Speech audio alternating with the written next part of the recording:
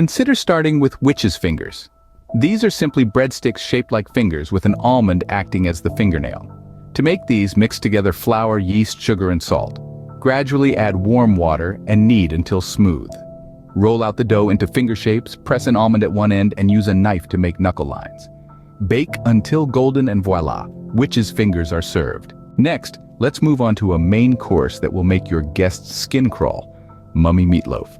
For this, you'll need to make your favorite meatloaf recipe. Shape it into a mummy lying down, then layer strips of pastry on top to look like bandages. 2 olive slices can make for some creepy mummy eyes.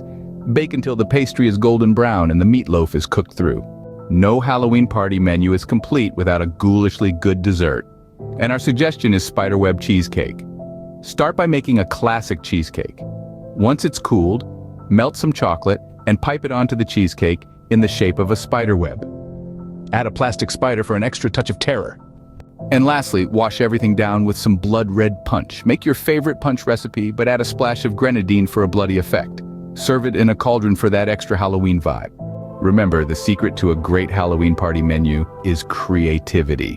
Whether it's witch's fingers for starters, mummy meatloaf for the main course, spiderweb cheesecake for dessert, or blood red punch to quench the thirst, each item should be as much a feast for the eyes as for the palate. In summary, Halloween parties are all about the atmosphere, and the food plays a huge role in setting the tone. So put on your witch's hat, fire up the cauldron, and get cooking. The most important ingredient in all these recipes is a generous dollop of fun.